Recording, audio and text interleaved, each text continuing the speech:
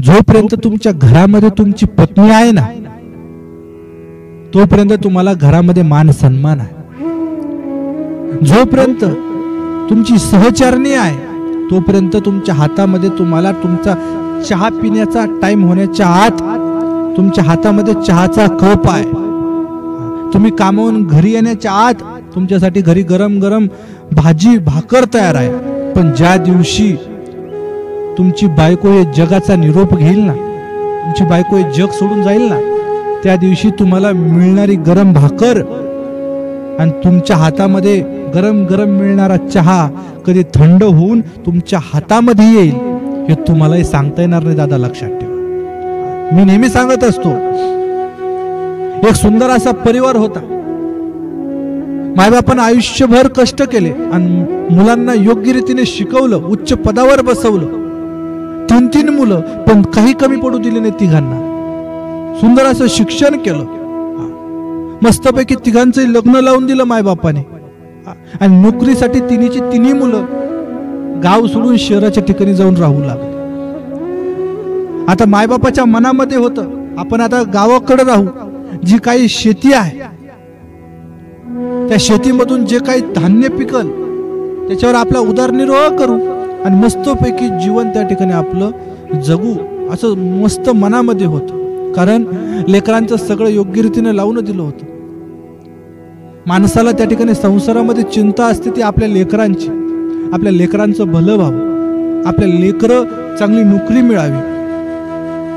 तसं त्या नवरा बायकोने आयुष्यभर काबाड कष्ट केले आणि आपल्या लेकरांना दादा उच्च आसनावर बसवलं आणि चांगलं त्यांना सुंदर असा पगार आहे. आता हे दोघ जण गावाकडे राहू लागले. आता शेतीमधून जो काही त्या ठिकाणी पैसे मिळणार त्याच्याहून आपला संसार चालवायचा असं त्यांच्या मनात होतं. आनंदी संसार चालू होता, नजर लागावी अशी संसार होता, पण नजर लागली महाराज संसाराला. एक दिवस हे दोघं नवरा बायको रात्री झोपलेले असताना याच्या बायकोच्या हृदयामध्ये त्या ठिकाणी दुखायला लागलं. रातोरात त्याच्या पत्नीला त्याने दवाखान्यात नेलं.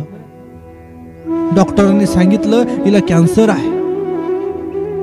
कॅन्सर आहे म्हटल्यानंतर महाराज त्या ठिकाणी तो निराश झाला. अरे, जिच्या सोबत आपण आयुष्य घालवलं, जिच्या सोबत जन्म मरणाच्या आपण त्या ठिकाणी शपथ घेतली,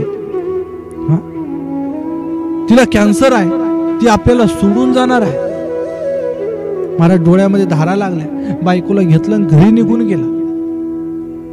घरी गेला, बायकोने एक दिवस नवऱ्याला सांगितलं, अहो मला मुलांना भेटण्याची इच्छा आहे, हो मुलांना भेटायचंय, मुलांना बोलावता का? त्यांनी लगेच आपल्या मुलांना फोन लावला. अरे, तुमच्या आईला कॅन्सर झाला, थोड्या दिवसाची पाहुणी आहे तुमची आई दादा. अरे पोराओ, तिला भेटण्याची इच्छा झाली, तिला भेटायला या ना एक दिवस. आई, त्या मुलांचे शब्द कसे होते बघा. त्या मुलांनी सांगितलं, बाबा अहो कंपनीमध्ये सुट्ट्या मिळत नाही, सुट्टी जर घेतली तर खूप मोठं नुकसान होईल. काही पैसा लागत असेल तर सांगा, आम्ही पाठवून देऊ, पण आमच्याकडं सध्या टाइम नाही. बघा, आयुष्यभर ज्या मायबापानं आयुष्यभर काबाड कष्ट केलं दादा, मुलांना मोठं केलं, त्या मुलांकडे आपल्या आईबापांना देण्यासाठी टाइम नाही. यापेक्षा दुर्भाग्याची गोष्ट कोणती असेल आईबापांसाठी? ती आई महाराज त्या ठिकाणी तिच्या नवऱ्याला समजून सांगू लागले, हे बघा मी थोड्या दिवसाची पाहुणी हे मलाही माहिती आहे, पण मी एक सांगते तेवढी गोष्ट लक्षात ठेवा.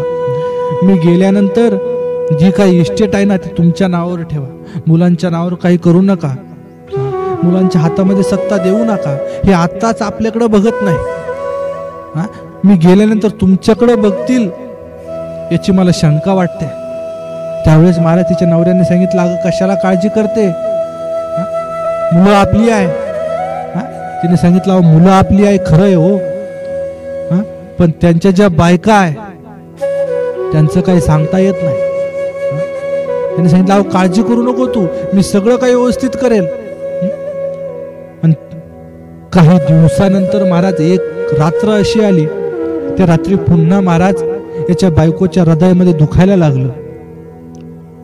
त्याची बायको त्या ठिकाणी मरण पावली. त्या रात्रीला बायको मेली. मुलांना माहिती झालं, मुलं आले. महाराज आईचा अंत्यविधी केला. अंत्यविधी केल्यानंतर एक दिवस गेला, दुसरा दिवस उजाडला. दुसऱ्या दिवशी सकाळीच मुलांनी पुन्हा बापाला सांगितलं, अहो बाबा, अहो कंपनीमधून फोन आलेला, कंपनीत कामाला बोलवलंय, जावं लागतंय. बापाने सांगितलं ठीक आहे जा. बघा आई वारून फक्त एक दिवस झाला आणि मुलांना लगेच महाराज त्या ठिकाणून निघायचं आहे. त्या बापाच्या मनाला होणाऱ्या वेदना काय होत असतील विचार करा. पण बापाने दाखवल्या नाही. बाप आहे महाराज, तो बाप खरं बाप. बाप पेटतीस मशाल आहे. बाप महाराज कधी त्याच्या चेहऱ्यावर तो दुःखी आहे असं दाखवत नाही. तो बाप आहे. तो बाप महाराज त्या ठिकाणी त्या बापाला मुलं सोडून गेले, एकटा राहिला. पण त्या एकट्याला करमेना. त्याच्या बायकोचा 10वा 13वा सगळं काय विधी सगळं केला. आणि आता ठरवलं, आता आपण मुलांसोबत राहू, जी काही इस्टेट आहे ती वाटून देऊ. मुलं आपलं एकटेच आहे, आपल्याला एकट्याला खायला तरी कितीक लागतं, कुणाकडे तरी एकाकडे राहू आणि उर्वरित आयुष्य आपण त्या ठिकाणी घालू, असं त्या बापाच्या आई मनात होत. असा विचार करू लागला, आता उर्वरित आयुष्य आपण मुलांपाशी घालू. म्हणून एक दिवस मुलांना फोन केला आणि फोनवर सांगितलं, हे बघा घरी या, संपूर्ण इस्टेट मी तुम्हाला वाटून देणार आहे. इस्टेट वाटून देणार आहे म्हटल्यानंतर त्या वेळेस महाराज 2 तासानंतर मुलं त्या ठिकाणी गावी आले. बघा पैसा महाराज सगळं काही दाखवतो. पैसा है तो सब कुछ है, पैसा नहीं तो अपने भी पराई है. लक्षात ठेवा, आपले पण पराये आहे. पैसा आहे तोपर्यंत तुम्हाला जगामध्ये मान आहे. लक्षात, जोपर्यंत तुमचा खिसा गरम आहे तोपर्यंत सगळं काय आहे. मुलं आल्यानंतर जे काही शेत होतं, गावाकडची इस्टेट होती, तिने मुलांमध्ये समान समान वाटून दिली. आता बापाच्या मनामध्ये होतं कोणाकडे तरी एकाकडे राहील आणि उर्वरित आयुष्य त्या ठिकाणी मी घालवेन, जगेल मी, असं बापाच्या मनात होतं. पण मुलांनी येताना एक विचार केला.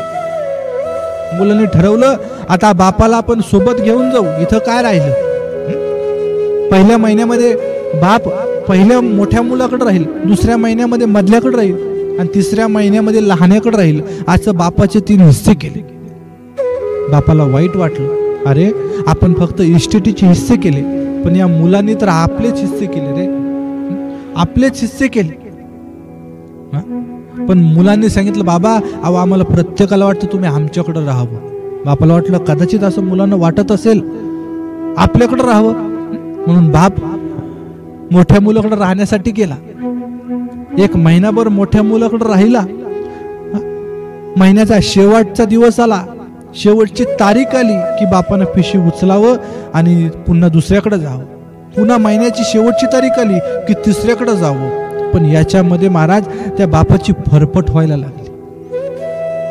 बापाला वाटायला लागलं, अरे काय आपलं आयुष्य झालंय, काय आपण राजासारखं जगत होतो. बाप नाईलाज झाला, काय करणार. शेवटच्या महाराज महिन्याच्या शेवटच्या तारखेला बापाला चहा सुद्धा मिळत नव्हता. का तर सून सांगायची, अहो सासरे बुवा, आमची आज त्या ठिकाणी आमचा महिना संपलेला आहे, महिन्याची शेवटची तारीख आहे, तुम्ही लहान्याकडे जाऊन चहा घ्या. लहान्याला जाऊन जर सांगितलं ना, रे बाळा मला गोळ्या संपल्या रे, गोळ्या देतो का आणून, त्यावेळेस तो लहाना म्हणायचा, अहो तुम्ही आत्ताच मोठ्याकडून आलात ना, त्याच्याकडून गोळ्याला पैसे घ्यायचे ना, माझ्याकडे काय पैशाचं झाड लागलंय. वास्तविक विचार जर केला ना तर या तिघांनाही महाराज पुरेसा असा पगार होता. ठरवलं असं तर तिघांपैकी एकाकडे बाप राहू शकत होता आनंदाने, पण नाही महाराज, तसं नाही.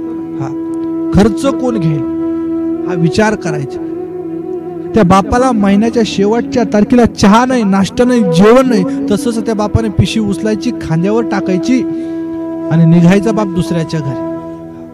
बापाच्या डोळ्यात अश्रूच्या धारा लागल्या. तेव्हा त्याच्या लक्षात आला, अरे आपली पत्नी आपल्याला सांगत होती, जोपर्यंत तुम्ही जिवंत आहात ना, तोपर्यंत एकही रुपये, एकही शेतीतला एकही तुकडा मुलांच्या नावावर करू नका. आणि आपण ऐकलं नाही त्याचं फळ आज आपल्याला मिळत आहे. म्हणून आयुष्यात मी नेहमी सांगत असतो, तुम्ही पैसा किती कमावता दादा याला महत्व नाही, तुम्ही किती त्या ठिकाणी मोठे आहात याला महत्व नाही, तुम्ही तुमच्या मुलांना किती वेळ देतात आणि तुमच्या मुलांना किती योग्य तरे संस्कार लावतात, ते संस्कार तुमचं भवितव्य ठरवणार आहे. म्हणून मुलांना योग्य संस्कार लावा, ते संस्कार फार महत्वाचे आहे. ही गोष्ट आयुष्यभर लक्षात ठेवा.